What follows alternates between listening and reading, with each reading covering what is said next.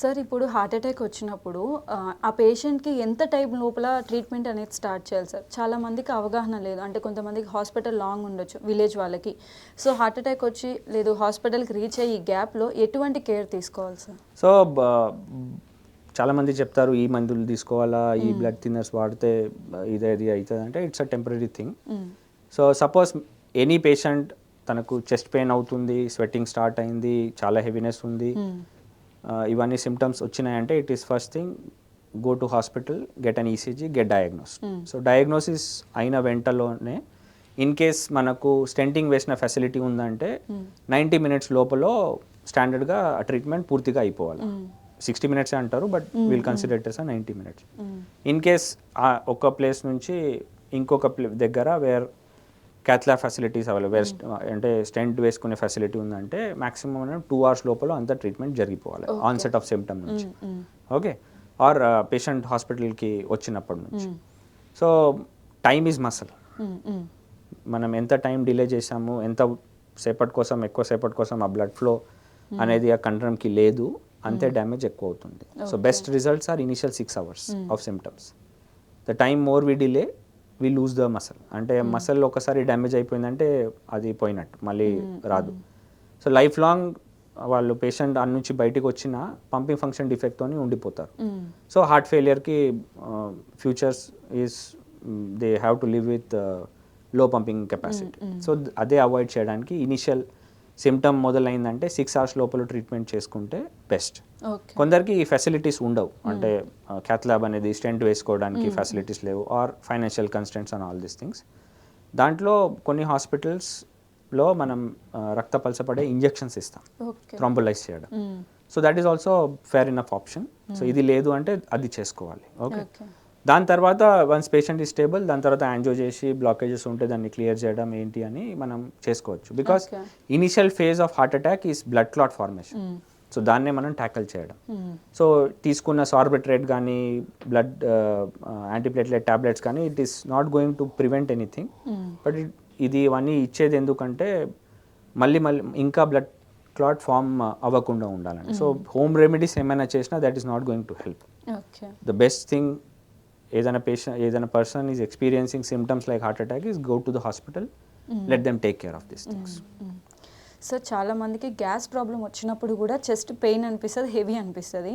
So chest pain అంటే heart attack పెయిన్కిను మన గ్యాస్ పెయిన్కి డిఫరెన్స్ ఏంటి sir? So so very confusing for చాలా జనాలు. ఏంటంటే ఫస్ట్ ఈజ్ మన మైండ్ సెట్ చేంజ్ చేయాలి. సో ఏదైనా chest pain unless and until proven otherwise is cardiac pain అని గుర్తుపెట్టుకోవాలి. సో యూ డోంట్ హ్యావ్ దీనికన్నా ముందు ఎప్పుడు ఇలా రాలేదు, ఛాతీలో బరువులాగా ఉంది, ఈ చెయ్యి లాగుతుంది, చెమటలు వస్తున్నాయి, ఎగ్జర్షన్స్లో పెరుగుతుంది, రెస్ట్ తీసుకున్నప్పుడు తగ్గుతుంది అంటే that is cardiac pain. So cardiac pain అనేది అంబిలికస్ కైనా కింద పోదు, జాక్ అయినా పైకి రేడియేట్ అవ్వదు. So this is the restricted area. Okay, it's a very classical pain, very heaviness, squeezing type, ఏదో బరువు పెట్టినట్టు పెయిన్ ఉంటుంది. Whereas gastritis pain is epigastric pain to begin with. అదే పెయిన్ ఇక్కడ వరకు లాగేటట్టు ఉండొచ్చు, but it is never heaviness. బరువు పెట్టినట్టు ఎప్పుడు ఉండదు, లాగినట్టు ఉండొచ్చు. ప్లస్ బర్పింగ్ ఉంటుంది, ఫుడ్ రీగర్జిటేషన్ అవ్వడం ఉండొచ్చు. సో కొన్ని నార్మల్ యాంటాసిడ్స్ ఇవన్నీ తీసుకుంటారు, దాంతో రిలీవ్ అయిపోతుంది. కానీ యాంటాసిడ్ తీసుకున్న తర్వాత కూడా రిలీవ్ అవుతలేదంటే never neglect, it is more or less cardiac pain. So ఈ చిన్న చిన్న విషయాలు మనం గుర్తుపెట్టుకోవాలా. ఎప్పుడైనా ఛాతీలో బరువులాగా అనిపించింది అంటే get one ECG, it clears major of things. ఏమైనా సిమ్టమ్స్ పెరుగుతున్నాయంటే we can always check with blood investigations, 2D ఎక్కువ and all these things. Diagnosis అర్లీగా అవుతుంది. కొందరు ఏంటంటే నాకు హార్ట్ స్ట్రోక్ రాదు, నాకు ఎందుకు వస్తుంది, నేను యంగ్ ఉన్నా బాగున్నా, ఇది గ్యాస్ పెయిన్ అని టాబ్లెట్స్ వేసుకొని చేస్తే delay. That is where the mistake happens. So అప్పుడు ఒక నార్మల్ మనం ముందే ఒక ఈసీజీ చేస్తే పికప్ అయ్యేది. ఇప్పుడు ఏంటంటే అదే 6 hours తర్వాత ఈసీజీ చేసామంటే we have lost 6 hours, muscle starts getting damaged. మనం స్టెంట్ వేసి ఏదైనా ట్రీట్మెంట్ చేసి అది ఓపెన్ చేసినా ఆ డ్యామేజ్ అయిన మసల్కి మనం తీసుకురాలి. ఆర్ ఏమవుతుందంటే కాంప్లికేషన్స్ మొదలవుతాయి, అంటే హార్ట్ ఫెయిలియర్లో వెళ్తారు, అరిథ్మియాస్ వస్తాయి, అండ్ దెన్ ప్రాణాలకి ప్రమాదం అవుతుంది. So more or less this is the spectrum. So we should never forget a dictum, any chest pain which is heaviness, squeezing లాగా ఉంది, లాగడం ఉంది, చెమటలు వస్తున్నాయంటే go to the hospital, get an ECG. Sir చాలా మందికి అన్నం తింటున్నప్పుడు స్వెట్టింగ్ అనేది వస్తూ ఉంటుంది. సో రీసెంట్గా నేను ఒక వీడియోలో చూశాను సార్ అది. సో అలా స్వెట్టింగ్ వస్తే కూడా హార్ట్ ప్రాబ్లమ్స్ వచ్చే ఛాన్సెస్ ఉంటుంది అని చెప్పి. అలా అంటే మనం కారం తినేటప్పుడు చెమటలు వస్తాయి because it is causing body's mechanism to activate. So sympathetic drive పెరగడం or body's nervous system trigger అవ్వడం. So this is basically tactile feedback which is body is responding. So దాని వల్ల హార్ట్కి ప్రమాదం అవుతుందంటే కాదు. బట్ పోస్ట్ ప్రాండియల్ అంటే మనం తిన్న తర్వాత వాక్ చేస్తున్నాం అప్పుడు చెస్ట్ పెయిన్ వస్తుంది, బరువు లాగా ఉంది అంటే very classical of cardiac problem. So అప్పుడు మనం అది జాగ్రత్తగా ఉంచుకోవాలి. ఓకే, సో దట్ అది మనం ఫోకస్ చేయాలి. కానీ తినేటప్పుడు చెమటలు వస్తున్నాయి, దట్ ఈస్ నాట్, దానివల్ల హార్ట్కి ఏం ప్రమాదంగా ఉండదు. It is just body is reacting to particular food what you are having. Sir చాలా మందికి హార్ట్లో పిన్తో గుచ్చినట్టు అంటే లైట్ పెయిన్ రావడం, మళ్ళీ కొంచెం సేపు తర్వాత అదేం ఉండదు, నడుస్తున్నప్పుడు కానీ జస్ట్ పిన్ చేసినట్టు ఒక చిన్న పెయిన్ వస్తూ ఉంటుంది. అది ఎందుకు వస్తూ ఉంటుంది sir? So left side of chest pain వస్తుందంటే not only heart is involved but muscle, bone, tissues or skin, nerves, ఇవన్నీ ప్రాబ్లమ్స్ ఉండొచ్చు. సో పిన్ ప్రికింగ్ పెయిన్ ఇవన్నీ చిన్న చిన్న మస్క్యులోస్కెలెటల్ పెయిన్ ఉండొచ్చు. So need not bother about that. మనం only గుర్తుపెట్టుకోవాలి ఎగ్జాషన్లో పెయిన్ వస్తుంది, ఇట్ ఈస్ హెవీనెస్, చెమటలతో ఉంది అంటే అప్పుడు that is a problem thing. Otherwise it is more or less not harmful to us. Okay, so younger populations కొంచెం యాంగ్షియస్ ఉంటారు. సో దే ఇక్కడ సార్ కూర్చున్నట్టు ఉంది, అప్పుడు ఇక్కడ ఉంటుంది, ఇక్కడ ఉంటుంది. It's non specific muscular skeletal pain. So need not worry about that. You are more worried అంటే మనం జస్ట్ ఒక ఇవాల్యుయేషన్ చేసుకోవచ్చు. See a cardiologist near you, get yourself evaluated.